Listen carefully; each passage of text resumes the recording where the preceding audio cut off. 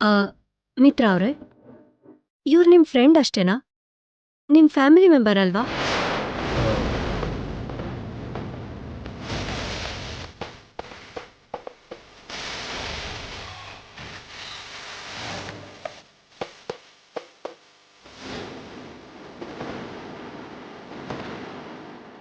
ಹೌದು, ಮನೀಷಾ ನನ್ನ ಮಗನ ಫ್ರೆಂಡು. ಓ, ಹೌದಾ? I am sorry sir. ಈ ಗ್ರೂಪ್ ಫೋಟೋಲಿ ಫ್ಯಾಮಿಲಿ ಮೆಂಬರ್ಸ್ ಮಾತ್ರ ಇರಬೇಕು.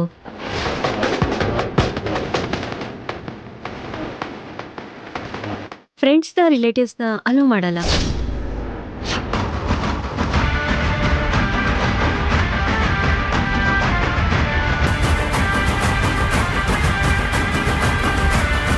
ನಿಮಗೆ ಗೊತ್ತಲ್ಲ, ಈ ಆರ್ಟಿಕಲ್ ಆಗಲಿ ಈ ಫೋಟೋ ಆಗಲಿ ಮ್ಯಾಗ್ಝಿನ್ಗೆ ಎಷ್ಟು ಮುಖ್ಯ ಅಂತ.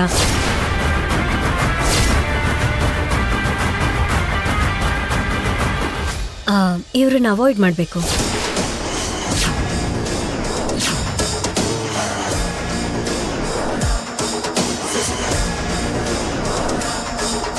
ಏನು ಅಂದ್ಕೋಬೇಡಿ.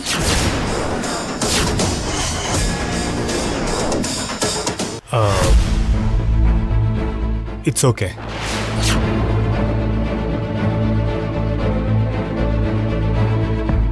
Ma'am, photo shoot ready? Please come come.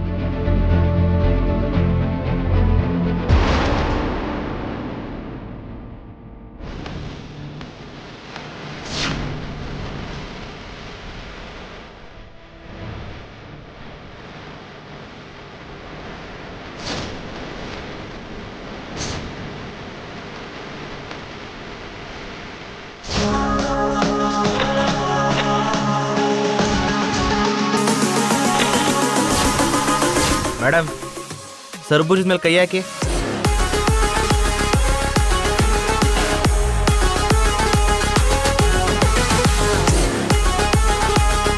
Bhagya madam, ನೀವು ಕೂಡ ಸರ್ಬೂಜದ ಮೇಲೆ ಕೈ ಹಾಕಿ.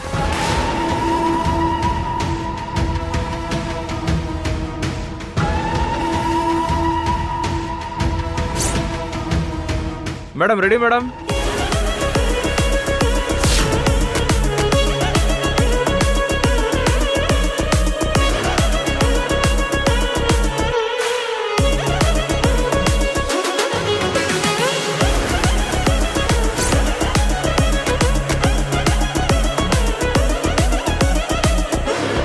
ಮೇಡಮ್ ಒಂದು ಸ್ವಲ್ಪ ಹತ್ರ.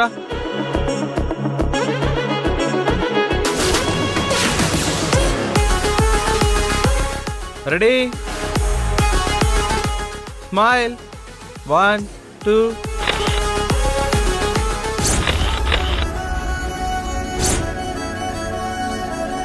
ಮೇಡಮ್, ನೀವು ಕೂಡ ಕಾಲ್ ಮೇಲೆ ಕಾಲ.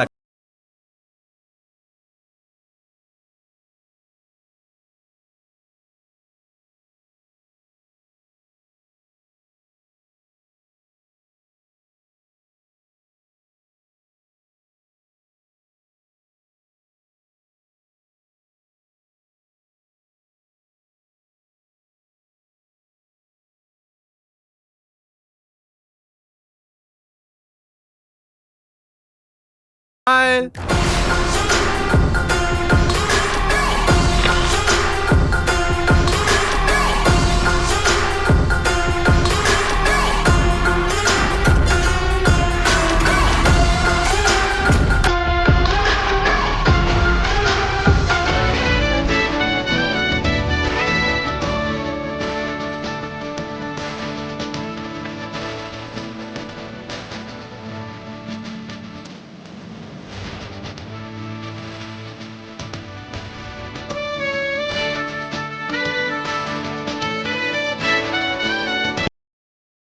ಇದೇ ಅಲ್ವಾ ನಾನ್ ಕನ್ಸ್ ಕಾಣ್ತಿದ್ ನನ್ ಜೀವನ.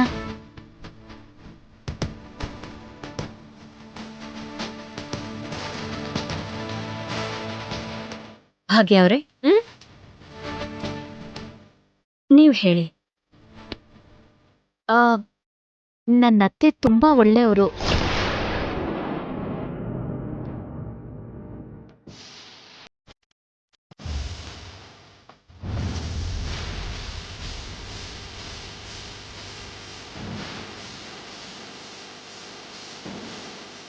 ನನಗ್ ಆದರ್ಶ ನನ್ನ ಅತ್ತೆಯವರೇ.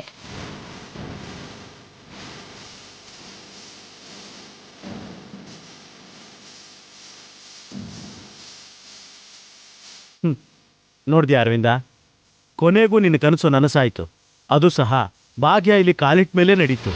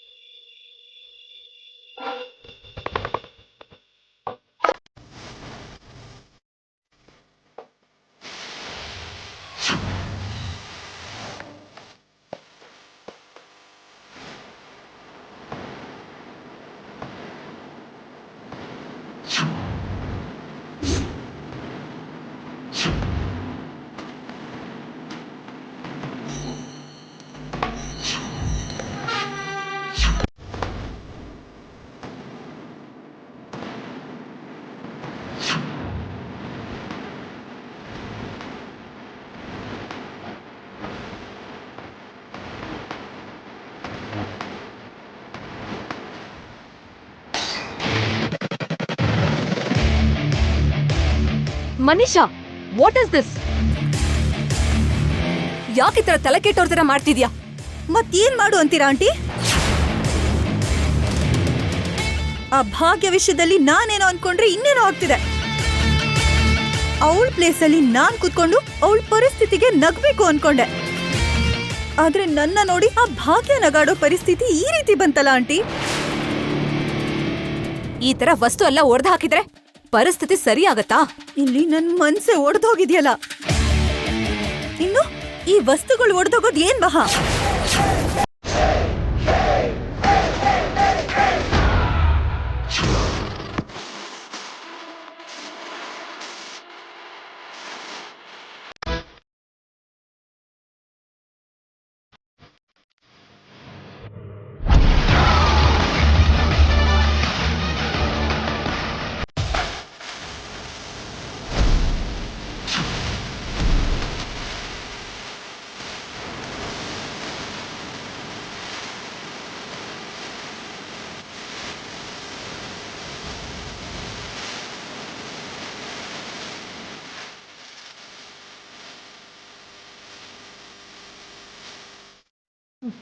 ನನ್ ಮೇಲಿರೋ ಕೋಪನ ಹೀಗೆ ವಸ್ತುಗಳ ಮೇಲೆ ತೋರ್ಸಿ ಸಮಾಧಾನ ಮಾಡ್ಕೋತಿದ್ಯಾ ಮನೀಷಾ?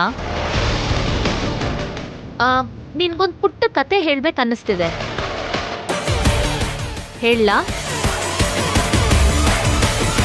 ಒಂದಾನೊಂದು ಕಾಲದಲ್ಲಿ ಒಂದ್ ಕಾಡಲ್ಲಿ ಒಂದ್ ಹುಲಿ ಒಂದ್ ಬೆಕ್ಕಿತ್ತು. ಹುಲಿ ಯಾವಾಗ್ಲೂ ಸೈಲೆಂಟ್ ಆಗಿ ತನಗ್ ಬೇಕಾಗಿದ್ನ ಬೇಟೆ ಆಡ್ಕೊಂಡು ತನ್ ಪಡಿಗ್ ತಾನಿರ್ತಿತ್ತು. ಬೆಕ್ ಮಾತ್ರ ಹುಲಿ ಹಿಂದೆ ಹಿಂದೆನೆ ಯಾವಾಗ್ಲೂ ತಿರುಗ್ತಾ ಹುಲಿ ತಿಂದ್ಬಿಟ್ಟಿರೋ ಚಿಕ್ಕ ಚಿಕ್ಕ ಮಾಂಸದ ತುಂಡನ್ನ ತಗೊಂಡ್ ತಿಂತಿತ್ತು. ಆಮೇಲೆ ಬೆಕ್ಕು ತಾನೂ ಕೂಡ ಬೇಟೆ ಆಗಿರೋದನ್ನೇ ತಿನ್ನೋದ್ರಿಂದ ತಾನು ಬೆಕ್ಕಲ್ಲ ಹುಲಿ ಅಂದ್ಕೊಂಡು ಮೆರಿತಾ ಇತ್ತು.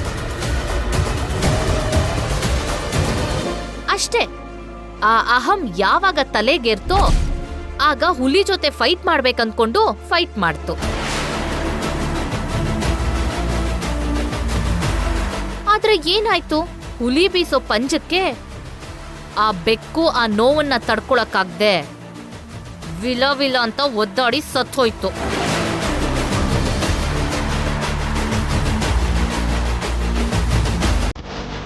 ಈ ಕಥೆಲಿ ಬೆಕ್ ಯಾರು ಅಂತ ನಿಂಗೀಗಾಗ್ಲೇ ಅರ್ಥ ಆಗಿರುತ್ತೆ.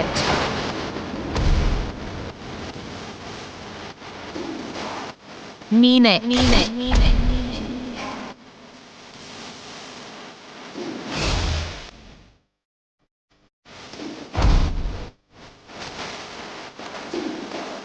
ಆ ಹುಲಿ ಯಾರು ಗೊತ್ತಾ?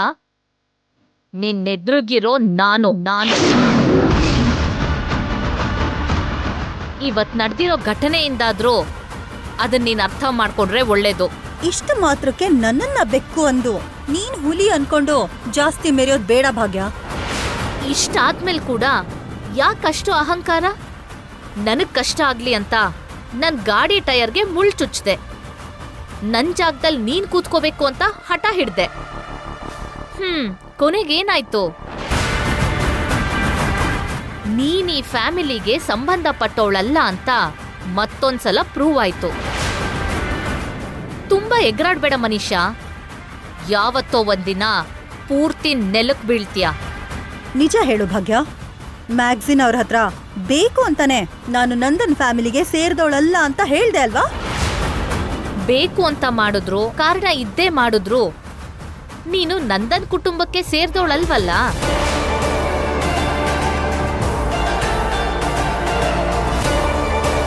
ಅದೆಲ್ಲ ಪಕ್ಕಕ್ಕಿಡು, ನಾನ್ ಬಂದಿರೋ ವಿಷಯನೇ ಬೇರೆ. ಇನ್ನೊಂದ್ಸಲ ನೀನೇನಾದ್ರೂ ನನ್ ತಂಟೆಗ್ ಬಂದು ಬೈಕ್ ಟೈರ್ನಲ್ಲಿ ಗಾಳಿ ತೆಗೆಯೋದು, ಕಿಚನ್ನಲ್ಲಿ ಹುಳಿ ಹಿಂಡೋದಿಂಥದ್ದೆಲ್ಲ ಮಾಡ್ದೆ ಅಂದ್ಕೋ, ಕಥೆಲಿ ಹುಲಿ ಪಂಚದಲ್ಲಿ ಹೊಡೆದ ಹಾಗೆ ಯಾವತ್ತೋ ಒಂದಿನ ನಿನ್ಗೂ ಜೋರಾಗೆ ಏಟ್ ಬೀಳುತ್ತೆ, ಹುಷಾರ್.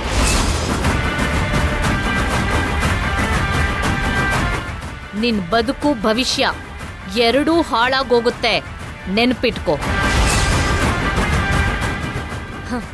ಈ ವಾರ್ನಿಂಗ್ ಕೊಡೋಕೆ ನಾನ್ ಬಂದಿದ್ದು. ಕೂಲ್ ಮನೀಷಾ, ಮೈ ಉರಿಯೋ ಹಾಗೆ ಮಾತಾಡ ಹೋದ್ಲು. ಹೇಗ್ ಕೂಲ್ ಆಗಿರೋದು ಆಂಟಿ? ಸ್ವಲ್ಪ ಸಮಾಧಾನ ಮನೀಷಾ. ಆದ್ರೂ ಆ ಭಾಗ್ಯಂಗೆ ಎಷ್ಟು ಧೈರ್ಯ ನನ್ಗೆ ವಾರ್ನಿಂಗ್ ಕೊಡ್ತಾಳೆ. ನನ್ ಬದುಕೆ ನಾಶ ಮಾಡ್ತೀನಿ ಅಂತ ಬೇರೆ ಹೇಳ್ತಾಳೆ. ಯಾವ ಧೈರ್ಯದ ಮೇಲೆ? ಅವಳತ್ರ ಏನಿದೆ ಅಂತ ನನ್ ಮೇಲೆ ಇಷ್ಟ ಹಾರಾಡ್ತಿದ್ದಾಳೆ. ಮನೀಷಾ, ಇರುವೆ ನಮ್ಗೆ ಚಿಕ್ಕದಾಗ್ ಕಾಣಿಸಿದ್ರು ಒಂದೊಂದ್ಸಲ ಅದು ಗುಂಪಾಗ್ ಬಂದಾಗ ಅದ್ರ ಬಲನ ವಿಷಸರ್ಪ ಕೂಡ ಎದುರಿಸಕ್ಕಾಗಲ್ಲ. ಕೆಲವೊಂದ್ಸಲ ಬಲಹೀನರೇ ಬಲುವಾಗಿ ಕಾಣಿಸ್ತಾರೆ. ಆಗ ನಾವೇ ಸ್ವಲ್ಪ ತಗ್ಗಬೇಕು.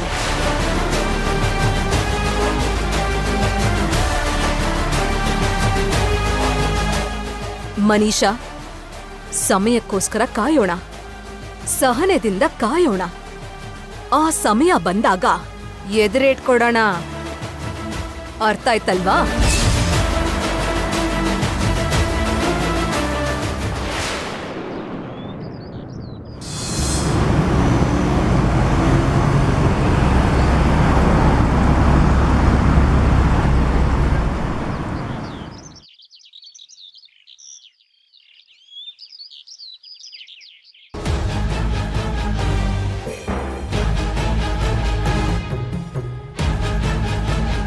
ಏ ಶಾಲು, ಆ ಉಗುರು ತಿನ್ನೋದ್ ನಿಲ್ಸು. ಒಳ್ಳೆ ತಿಂಡಿ ಮಾಡಿದೀನಿ, ಬಂದು ತಿನ್ನು ಬಾ. ಅಮ್ಮ, ನಾನು ಉಗುರು ಕಚ್ಚೋದ್ ಮಾತ್ರ ನಿನಗ್ ಕಾಣಿಸುತ್ತೆ, ಆದ್ರೆ ಅದು ಕಚ್ಚೋ ಹಿಂದೆ ನಿನಗ್ ಕೋಪ ಕಾಣಿಸ್ತಿಲ್ವಾ? ಓಹೋ, ನಿನಗೀಗ ಕೋಪ ಬಂದಿದ್ಯಾ? ಹೀಗೆ ಕಾಮಿಡಿ ಮಾಡೋದ್ ಬಿಟ್ಬಿಟ್ಟು ಯಾಕೆ ಕೋಪವಾಗಿದ್ದೀನಿ ಅಂತ ಕೇಳು. ಸರಿ, ಹೇಳು. ಇವತ್ತು ಆ ದೇವಿಯನ ಹತ್ರ ನನ್ ಮದ್ವೆ ಬಗ್ಗೆ ಮಾತಾಡ್ತೀನಿ, ಡಂಗೂರ ಹಾಕಿ ಮದ್ವೆ ಮಾಡಿಸ್ತೀನಿ ಏನೇನೋ ಹೇಳ್ದೆ. ಇವತ್ ನೋಡಿದ್ರೆ ಅದ್ರ ಬಗ್ಗೆ ಮಾತಾಡ್ತಾನೆ ಇಲ್ಲ. ಹೋಗೋಣ ಅಂತಾನೆ ಅನ್ಕೊಂಡೆ ಕಣೆ, ಅವರೆಲ್ಲ ಅದೆಲ್ಲೋ ಆಚೆ ಹೋಗಿದಾರಂತೆ. ಈ ವಿಷಯ ಎಲ್ಲ ಅರ್ಜೆಂಟ್ ಅಲ್ಲಿ ಕೇಳ್ಬಾರ್ದು ಕಣೆ. ಆರಾಮ ಕೂತ್ಕೊಂಡು ಆಮೇಲೆ ಈ ವಿಷಯನ ಕೇಳೋಣ ಅನ್ಕೊಂಡಿದ್ದೆ. ಯಾವಾಗ್ಲೂ ನನ್ಗೆ ಏನಾದ್ರೂ ನೆಪ ಹೇಳ್ತಿರ್ತೀಯ ಹೊರತು ನನ್ಗೊಂದ್ ಮದ್ವೆ ಸೆಟ್ ಮಾಡ್ಬೇಕು ಅನ್ನೋ ಯೋಚನೆ ನಿನಗಿಲ್ಲ. ಬೆಳಗ್ಗೆ ಆಗ್ಲಿಲ್ಲ ಅಂದ್ರೆ ಸಂಜೆ ಹೋಗಿ ಅವಳತ್ರ ಮಾತಾಡ್ಬೋದಲ್ವಾ? ನಾನ್ ಹೋಗೋದು ಮದ್ವೆ ಮಾತಿಗೆ, ಹರಟೆ ಹೊಡಿಯಕ್ಕಲ್ಲ. ಪ್ರತಿಯೊಂದಕ್ಕೂ ಒಂದು ಸಮಯ ಸಂದರ್ಭ ಅಂತಿರುತ್ತೆ. ನಾಳೆ ಹೇಗಾದ್ರೂ ಹೋಗಿ ನಿನ್ ವಿಷಯ ಹೇಳಿ ಮದ್ವೆ ಸೆಟ್ ಮಾಡಿಸ್ತೀನಿ, ಸರಿನಾ? ಮದ್ವೆನಾ? ಯಾರ್ ಮದ್ವೆ ಚಿಕ್ಕಿ? ಇನ್ಯಾರ್ದು? ನನ್ ಮಗಳ ಮದ್ವೆ. ಓ, ಶಾಲಿನಿಗೆ ಮದ್ವೆ ಮಾಡೋದಕ್ಕೆ ಯೋಚನೆ ಮಾಡ್ತಿದ್ದೀರಾ? ಯಾವಾಗ ಏನಾಗ್ಬೇಕೋ ಅದೆಲ್ಲ ಆಗ್ಬೇಕಲ್ಲಮ್ಮ. ಹೆಣ್ಮಕ್ಳು ಅಂದ್ಮೇಲೆ ತಾಳಿ ಕಟ್ಸಿ ಅತ್ತೆ ಮನೆಗೆ ಕಳಿಸ್ಲೇಬೇಕಲ್ಲಮ್ಮ. ಇವಳಿಗೂ ಮದ್ವೆ ವಯಸ್ಸಾಯ್ತಲ್ಲ, ತಾಳಿ ಕಟ್ಸಿ ಯಾವತ್ತಾದ್ರೂ ಅತ್ತೆ ಮನೆಗೆ ಇವಳನ್ನ ಕಳಿಸ್ಲೇಬೇಕಲ್ಲಮ್ಮ. ಒಳ್ಳೆ ವಿಷಯ. ಅಷ್ಟಕ್ಕೂ ಹುಡುಗ ಯಾರು? ಹೆಜ್ಜೆ ಇಡೋಷ್ಟು ಜಾಗ ಕೊಟ್ರೆ ಸಾಕು. ಭೂಮಿನೂ ನನ್ಗ ಆಕಾಶನೂ ನನ್ಗ ಅಂತ ಪ್ರಶ್ನೆ ಕೇಳ್ಕೊಂಡ್ ಬರ್ತೀಯ. ಯಾರ್ ಜೊತೆ ಮದ್ವೆ ಆಗ್ತೀನಿ ಅಂತ ತುಂಬಾ ಕ್ಯೂರಿಯಸ್ ಆಗಿದ್ದಾಳೆ. ಅಬ್ಬಾ, ನನಗ್ ಮದ್ವೆ ಫಿಕ್ಸ್ ಆಗೋವರೆಗೂ ಹುಡುಗ ಯಾರಂತ ಇವಳಿಗೆ ಗೊತ್ತಾಗ್ಲೇಬಾರದು.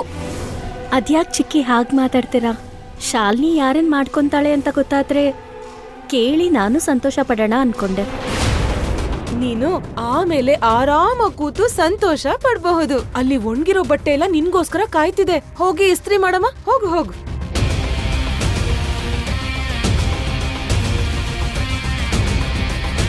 ಇವ್ರು ಯಾಕೆ ಹುಡುಗ ಯಾರು ಅಂತ ಹೇಳೋದಕ್ಕೆ ಇಷ್ಟೊಂದು ಮುಜುಗರ ಪಡ್ಕೊಂತಿದ್ದಾರೆ? ಆದರೂ ನನಗೆ ಯಾಕೆ ಬಿಡು.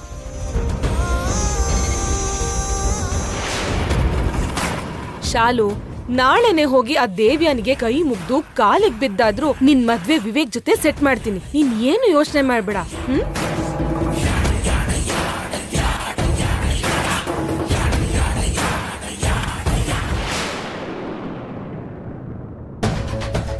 ಏನಪ್ಪ ಒಂದ್ ಟೀ ಕೊಡು. ಕಾಸು ಕೊಡಿ ಸಾರ್.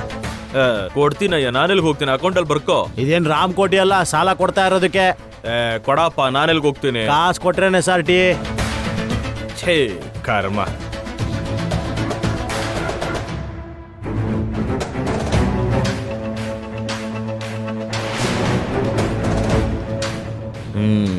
ಇದು ಕೈಗೆ ಸಿಕ್ಕಿದ್ರೆ ಸಾಕು, ಒಂದಷ್ಟು ದಿನ ಹೇಗೋ ಮುಂದುವರಿಸ್ಬೋದು. ಮನೀಷಾ ಕೊಟ್ಟಿದ್ದ ದುಡ್ಡೆಲ್ಲ ಪಬ್ಬಲ್ಲಿ ಚೆನ್ನಾಗಿ ಕುಡಿದು ತೂರಾಡಿ ಉಡಾಯಿಸ್ಬಿಟ್ಟೆ. ಈಗ ಟೀ ಕುಡಿಯೋಕ್ಕೂ ದುಡ್ಡಿಲ್ವೇ?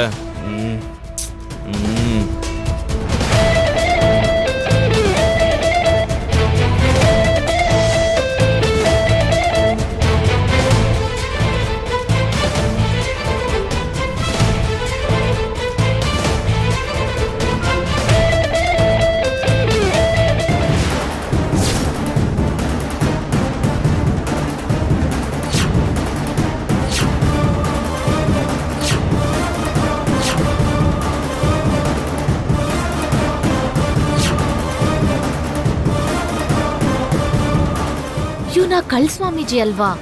ಇವ್ನ ಹೇಗಾದ್ರೂ ಹಿಡಿಬೇಕು. ಇವ್ನ ನಿಜವಾದ ರೂಪ ಮನೇಲಿ ಎಲ್ರಿಗೂ ಗೊತ್ತಾಗ್ಬೇಕು. ಹೇ ಆಟೋ,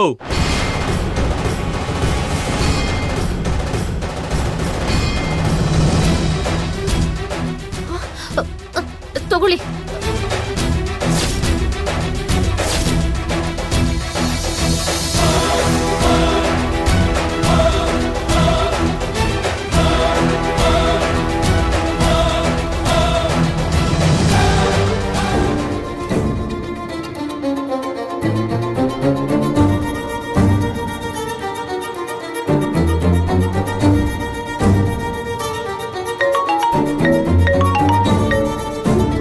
ಅಮ್ಮ ಭಾಗ್ಯ, ಎಲ್ಲಿಗೆ ಹೋಗಿದ್ಯಮ್ಮ? ಮನೇಲಿ ಕಾಣಿಸ್ತಾನೆ ಇಲ್ವಲ್ಲ? ನಾನ್ ಮಾರ್ಕೆಟ್ ನಲ್ಲಿ ಇದೀನಿ ಮಾವ. ನಿನ್ಗೆ ಯಾಕಮ್ಮ ಇಷ್ಟು ತೊಂದ್ರೆ? ಸುಧೀರ್ಗೆ ಹೇಳಿದ್ರೆ ತಗೊಂಡ್ ಬರ್ತಿರ್ಲಿಲ್ವಾ? ಮಾವ, ಆ ವಿಷಯ ಎಲ್ಲ ಆಮೇಲೆ. ನಾನ್ ನಿಮ್ಗೊಂದ್ ವಿಷಯ ಹೇಳ್ಬೇಕು. ಯಾಕೆ ಭಾಗ್ಯ, ಏನಾಯ್ತು? ಯಾಕಿಷ್ಟೊಂದು ಗಾಬರಿ ಆಗಿದ್ಯಾ? ನಾನ್ ಮತ್ತೆ ಆ ಕಳ್ಸ್ವಾಮೀಜಿನ ನೋಡ್ದೆ. ಮಾರ್ಕೆಟ್ ಅಲ್ಲಿ ಕಾಣಿಸ್ದ. ಏನು? ಆ ಕಳ್ಳ ಸ್ವಾಮೀಜಿ ಮತ್ತೆ ಕಾಣಿಸ್ಕೊಂಡ? ಹೌದು ಮಾವ, ಆಟೋದಲ್ಲಿ ಹೋಗ್ತಿದ್ದಾನೆ. ನಾನ್ ಅವನ್ನೇ ಫಾಲೋ ಮಾಡ್ತಿದ್ದೀನಿ. ಇವತ್ ಹೇಗಾದ್ರೂ ಆ ಕಳ್ಸ್ವಾಮೀಜಿನ ಹಿಡಿಲೇಬೇಕು. ಭಾಗ್ಯ, ನಿನ್ನೊಬ್ಳಿಂದ ಅದು ಸಾಧ್ಯ ಇಲ್ಲ. ನಾನು ಕೂಡ ಬರ್ತೀನಿ. ಈಗ ಯಾವ ಏರಿಯಾದಲ್ಲಿದ್ಯಾ? Kanakpura second stage, Sujatha shopping mall ಹತ್ರನೇ. ಸರಿ ಸರಿ, ನಾನು ಕೂಡ ಈಗಲೇ ಹೊರಡ್ತಾ ಇದ್ದೀನಮ್ಮ.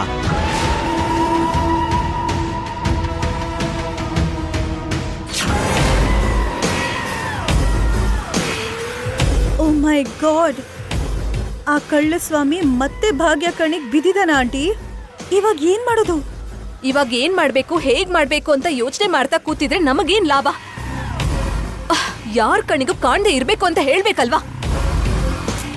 ಎಲ್ಲ ಆಂಟಿ, ಅವ್ನ್ ಫೋನ್ ಸರಿಯಾಗಿ ರಿಸೀವ್ ಮಾಡಿದ್ರೆ ತಾನೆ. ಸರಿ, ಇವಾಗಾದ್ರೂ ಅವನ್ಗೆ ಫೋನ್ ಮಾಡಿ ಎಲ್ಲಾದ್ರೂ ಬಚ್ಚಿಟ್ಕೊಳಕ್ ಹೇಳು. ಹೇಳು.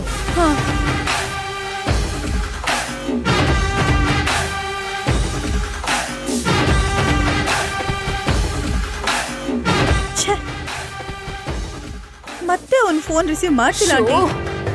ಕರೆಕ್ಟ್ ಟೈಮ್ಗೆ ನಮ್ಗೆ ಹೀಗೆ ಕೈ ಕೊಟ್ನಲ್ಲ.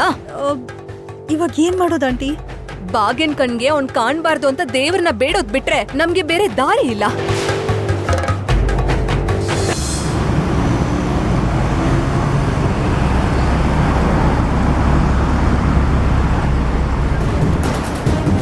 ಇವತ್ತಿ ಕಳ್ಸ್ವಾಮೀಜಿನ ಹೇಗಾದ್ರೂ ಹಿಡಿಲೇಬೇಕು.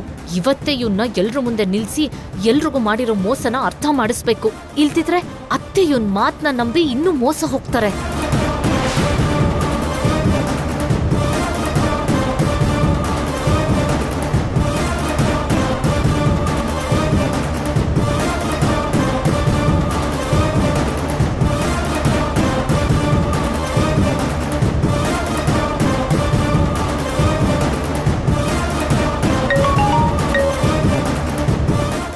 ಹಲೋ ನಾನು ನೀನು ಹೇಳಿದ ಏರಿಯಾ ಹತ್ತಿರದಲ್ಲೇ ಇದ್ದೀನಿ. ಇವಾಗ ಎಕ್ಸಾಕ್ಟಾಗಿ ಎಲ್ಲಿದೆಯಾ ನೀನು? ಈಗ ನಾನು ರಾಮನಗರ 3rd ಸ್ಟೇಜ್ ನಲ್ಲಿ ಇದೀನಿ ಮಾವ. ಇನ್ನೂ ಆಟೋನ ಫಾಲೋ ಮಾಡ್ತಿದ್ದೀನಿ. ಸರಿನಮ್ಮ, ನಾನು ಅದೇ ಏರಿಯಾಗೆ ಬರ್ತಾ ಇದ್ದೀನಿ. See you. ಸರಿ ಮಾವ.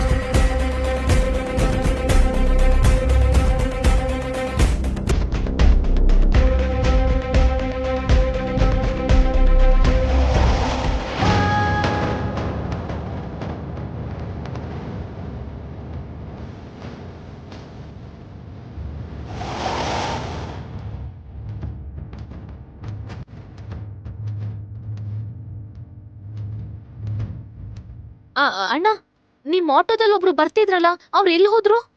ಅವನಾಗ್ಲೇ ಹಿಂದಿನ ಬೀದಿಲೇ ಇಳ್ಕೊಂಡ್ಬಿಟ್ನಮ್ಮ. ಆಗ್ಲೇ ಇಳಿದ್ಬಿಟ್ರಾ? ಹೌದು, 2 ರೋಡ್ ಹಿಂದನೇ ಇಳ್ಕೊಂಡ್ಬಿಟ್ಟ.